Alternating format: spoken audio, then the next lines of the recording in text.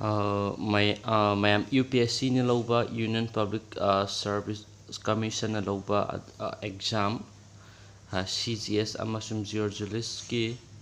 aduga atopa kisu exam lae ji online da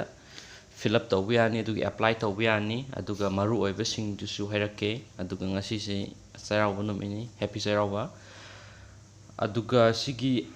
vacancy se kanogi kangugi CGS ka geologist post ko si ani sigi oinadi vacancy se apun be sama ka taruk lai aduga magi maru oiba eligibility criteria gumba adugumba khairake karam kanguni apply tawbi abagi CGS amasung geologist simasi India gi oiba khwaidagi sawba commission lobe exam ni aduga magi application fee se hanbada 200 pay tawduba aduga nangi sigi fee pay tawusi any online process ta pay tawbi ai debit card credit card net banking adugumba mayam tawraga pay tawbi ai aduga SC ST gumba adugumba kangu gidi magi fee pay tawdrasi ai moidi resumption oi aduga online tawbe hobasi March ki tang 10 dagi hobane aduga April gi tang 3 hoba haji adum apply tawbe ai the link is link activate tawkre aduga direct link so video si description da hapake apply tawbe bi yagani adu samlakpa kamaini apply tawgani khotgani habigi maram du haijage aduga magi fee payment no last date to April gi tang 3 oi aduga date of exam na 28/6/2019 ko June gi tang kuni pa na tawdo exam sina kano kangu gi se haziki CGS ka geologist kangu gi se geologist kangu ga aduga yamdra HC minimum si 21 oigadaba maximum na 32 oigadaba age relaxation applicable way haidi SC ST gumbo kangu OBC gumbo moi gumbo do adum extra relaxation layaba aduga magi post ngasai do geologist group A haibam lai aduda total vacancies 50 ne moise master degree pai bakanguna apply to bi ai aduga geophysicist group A sinamo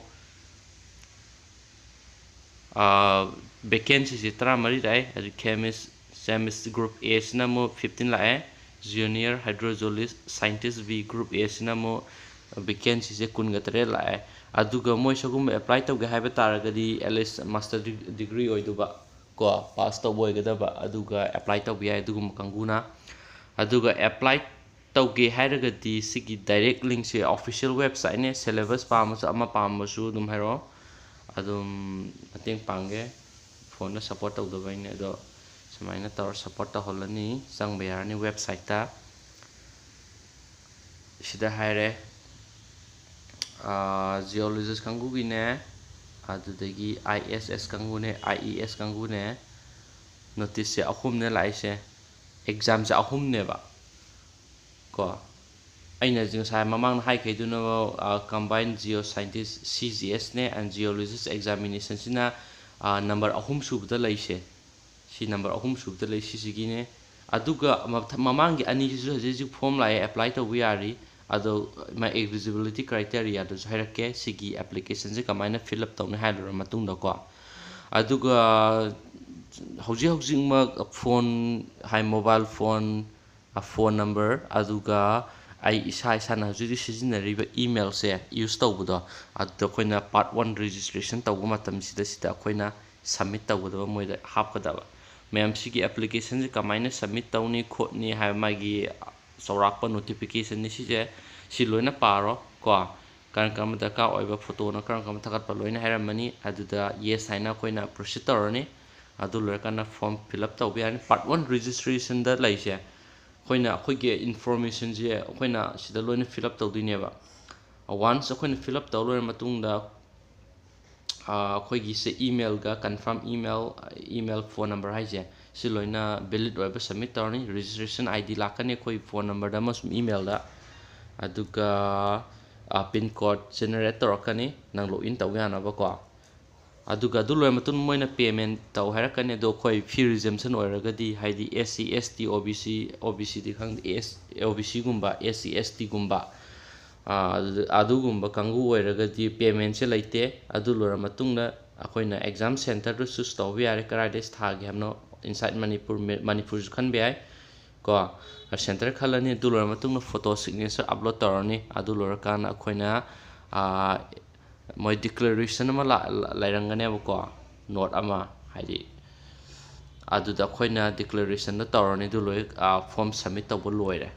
mayam si full video pamagadi comment dum haibiro comment section da dum mathang hairake aduga sigi exam gi hai mai syllabus gum kai gum pamaka su ai dum haijage dum comment box ta biro aduga UPSC gi laisi exam si makhan se ahum thokna lae mayam ko adum hajiki dum mana amo hairake kano kangu gi na hajiki dum mo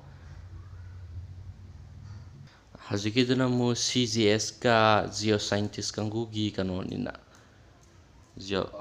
mai form ne ba aduga atoppa na mo IES haibanga ISS haibanga sisi su laeba anu hajiji modum apply to biyari bisisu ko haidi sisna mo Indian Economic Service haibamne Indian Statistical Service haibamne moi gisu vacancy lae apun ma vacancy si 65 ne yamna sawo post ne inside India gi India pumba gi oinadi